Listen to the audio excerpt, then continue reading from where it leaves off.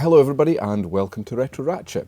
So in this video we're going to do a wee review on the TOPDON Jump Surge. So this is a JS1200, that's the model number.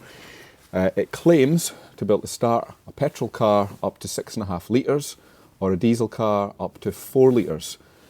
Fortunately we have a 5.7 litre V8 petrol car that also has a flat battery that I would like to jump start. So stay tuned to find out if it's really as good as it claims to be.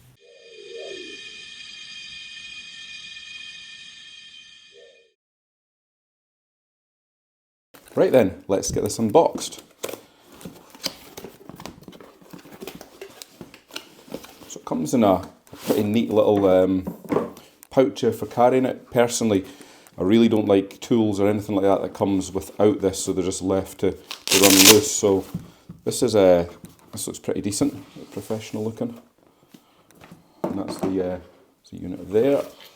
We've also got these for connecting onto the car's battery, and we've got a charging cable and an instruction manual. Right, so the manual states this will come partially charged. The kind of things that we're going to be using it for today going to be quite a large engine vehicle, so we're going to make sure it's at 100%. It does have to be above 50% to be able to actually start a car. So we'll turn it on now and see what we've got. So yeah, it's partially charged up there at 75%. So it's just a standard USB-C type connector to charge it, which is handy. Everybody should have one of them lying about.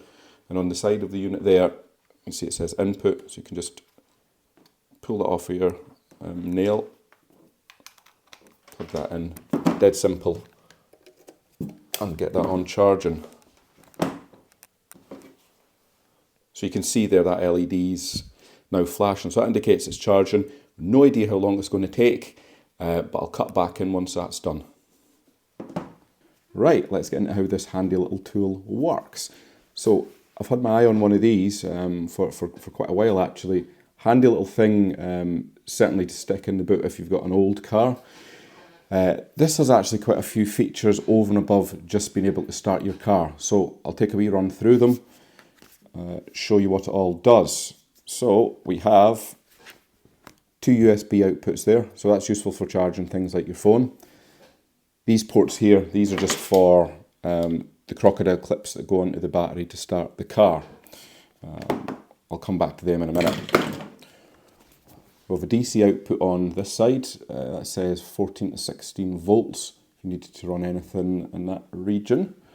And you've got your input here, which is just a USB-C, so pretty universal, nothing fancy there. Maybe I've clocked on that side, there is also a torch. So if you hold in this power button, you get a very bright torch. So again, it's handy again having a torch in the back of the motor. You just hold that in and that will turn it off. This thing's super easy to use. I personally dislike products that require a whole load of button presses and things to make them operate. So this is dead simple. You know, once it's fully charged, you just plug that in there. It only goes one way as well. So that gets plugged in.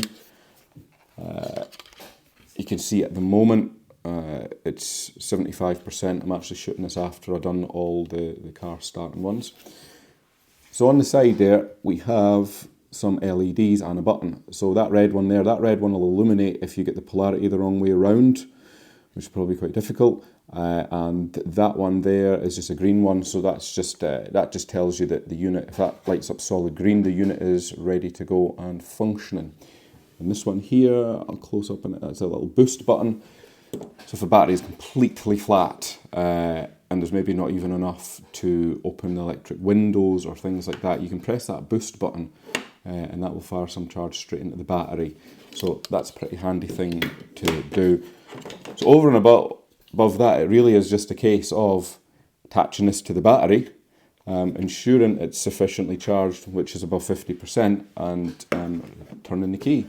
We'll dive into the real life testing. We've got KITT for that, and we've got a Mark 1 Audi TT. Both of them have sat off the road for some time now, so I think they're a good choice to use. Both ends of the spectrum, a 1.8 and a 5.7. So we'll see how it copes with both of those. I'm sure it'll do well. And at the end of the video, I'll discuss pricing and things like that. If you do end up buying one, just make sure you read and understand the user manual before you use the product on your car. Right, so in the interest of fairness, I'm going to go in, demonstrate that it's flat. We'll connect that up. Hopefully it'll start it, and then we'll see how good it actually is.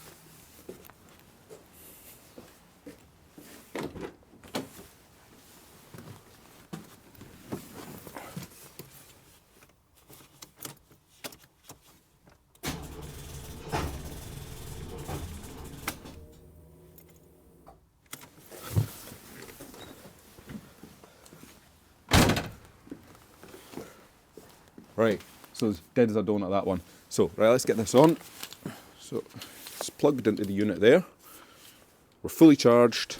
And then there's all the obvious stuff, red to positive and black to negative. So, let's get that positive one clamped on there.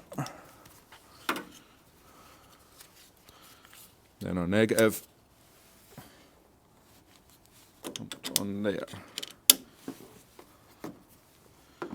I believe it will alarm if you happen to get them the wrong way around. Right, so let's go. That looks all set. Wish them luck.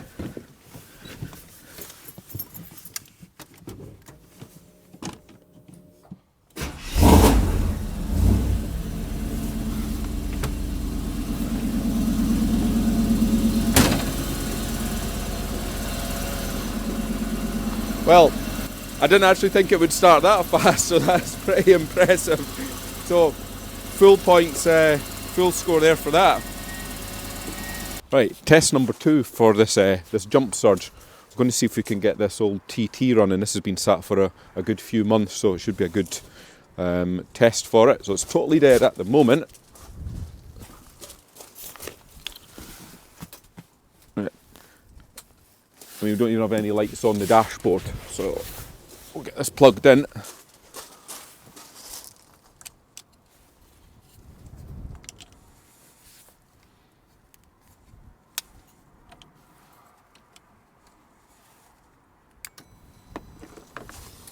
So something's happening there.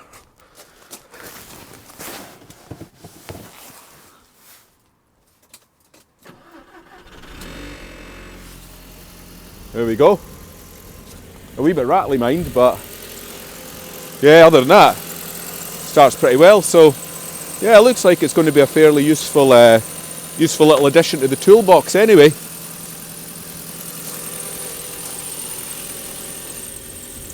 Hope everybody enjoyed seeing KITT again and the demo of the product. So I'll put a link in the description below.